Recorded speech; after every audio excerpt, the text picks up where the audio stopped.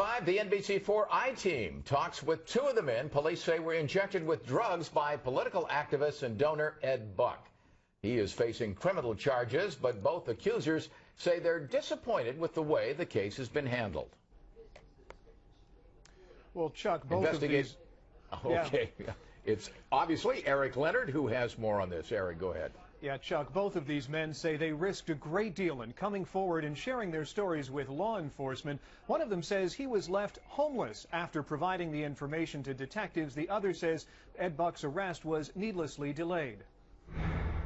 In a telephone interview with NBC4, this man, identified only as Joe Doe in court papers, says he had nowhere to go after he gave detectives what officials said was the critical evidence needed for the arrest. Doe says, "Before I met Ed, before all of this happened, I'd never been out on the streets like this. I always had pride that I had a job and a place to stay."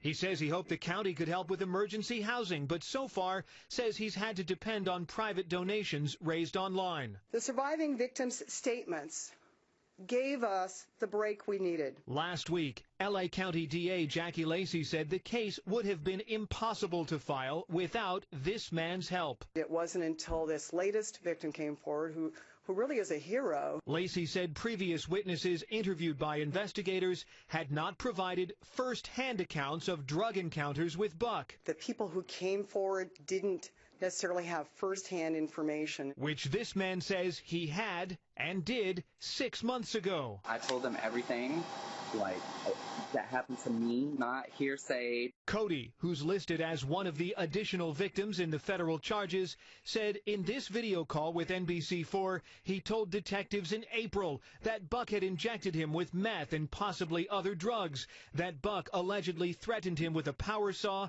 and he says he had the evidence to back it up. I showed them receipts, I showed them payments, I showed them messages, I let them hear voicemails. Cody says he became angry when authorities didn't act for months and says he had only agreed to speak with detectives in the first place to try to prevent someone else from dying inside Buck's home. I did it because those could have been my friends, you know what I mean? It could have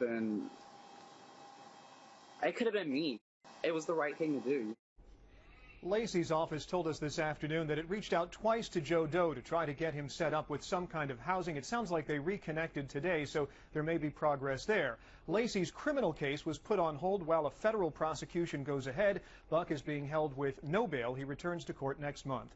Live in the News Operations Center, I'm investigative reporter Eric Leonard, NBC4 News. Back to you in the studio.